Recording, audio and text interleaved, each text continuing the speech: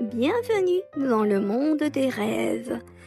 Aujourd'hui, je vais vous raconter une histoire emplie de magie et de douceur. Elle s'intitule La recette magique de Mamie Lapinou, écrite et réalisée par le monde des rêves. C'est une histoire où les miracles se réalisent, où la magie se cache parfois là où on ne l'attend pas. Mais avant de commencer, n'oublie pas de tapoter sur le petit pouce en l'air. Voilà, c'est parfait. Ça m'aide à créer encore plus d'histoires magiques pour toi. En te remerciant par avance, si tu es prêt, ferme doucement les yeux. Prends une grande inspiration et laisse-toi emporter dans un monde où tout devient possible. Sans plus attendre, l'histoire commence.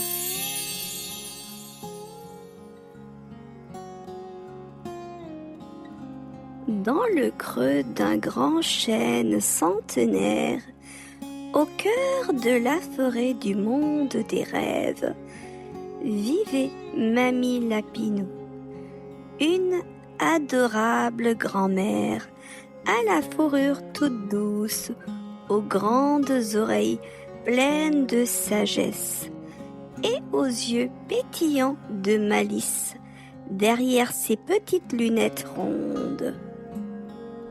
Chaque année, à cette même période, Mamie Lapinou préparait un gâteau très spécial, un gâteau parfumé empli des saveurs de la forêt.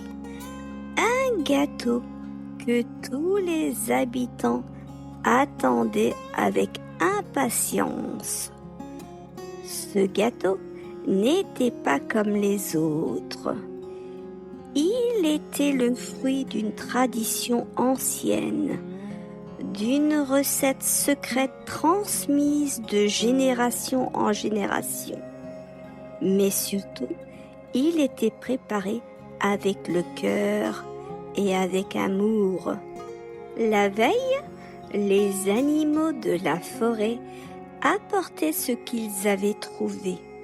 Des fraises sauvages, sucrées et juteuses, quelques noisettes croquantes tombées des grands noisetiers, une goutte de miel doré offert par les abeilles du vieux chêne.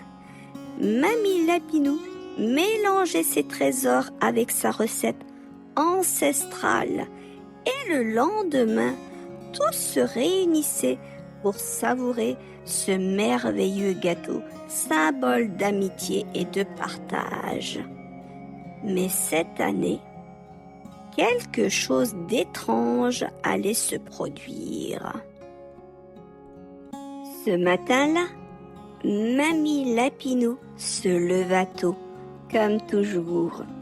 Elle enfila son tablier, posa son grand saladier sur la table et ouvrit son tiroir pour sortir son précieux livre de recettes.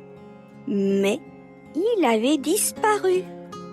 Elle chercha partout, sous la grande nappe, derrière les pots en bois, entre les livres, même les pages des autres livres. Rien. Toujours rien. Les petits animaux, déjà impatients de voir Mamie cuisiner, accoururent en voyant son air inquiet. Pico, le petit hérisson, fronça les sourcils. Peut-être qu'il est tombé sous l'armoire. Iban le loup, toujours plein de sagesse, murmura. Essayons de nous souvenir où tu l'as vu pour la dernière fois, Mamie Lapinou.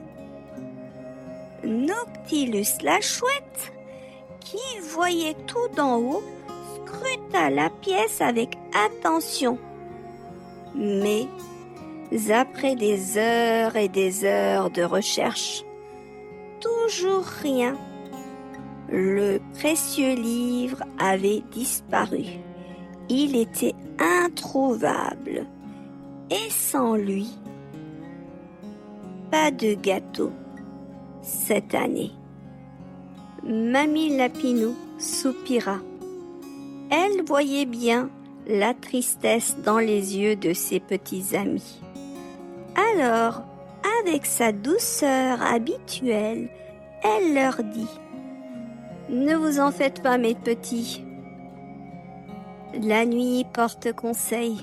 Peut-être que demain, le livre réapparaîtra, dit-elle. » Les animaux hochèrent la tête, mais dans leur cœur, ils savaient. Sans le livre, comment mamie pourrait-elle se souvenir de chaque ingrédient magique? Cette nuit-là, tout le monde s'endormit un peu triste, sans savoir qu'une surprise extraordinaire les attendait au réveil. Le lendemain matin, une douce odeur sucrée flottait dans l'air.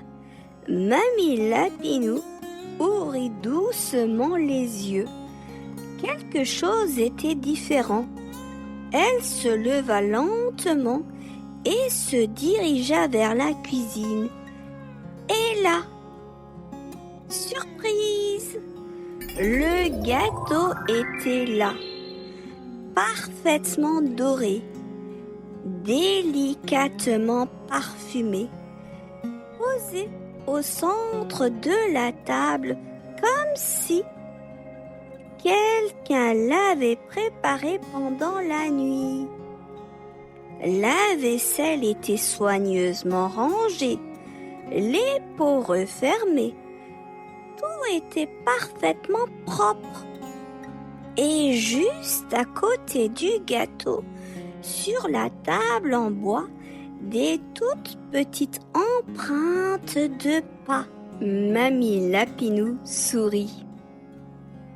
Les petits animaux arrivèrent peu à peu dans la maisonnette de Mamie Lapinou.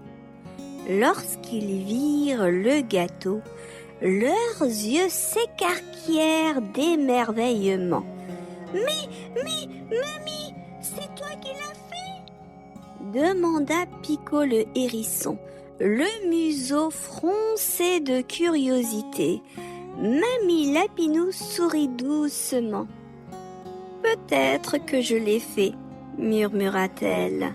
« Ou peut-être que quelqu'un, quelque part, a entendu notre souhait profond et a voulu nous offrir un petit miracle. » Les petites empreintes sur la table, le gâteau parfaitement réalisé, qui avait bien pu le préparer? Mais avant même que quiconque ne puisse poser une question, Pico, qui s'était approché pour attraper une noisette sur la table, trébucha légèrement et son museau se retrouva juste en face d'un objet posé contre la fenêtre. Le livre de recettes.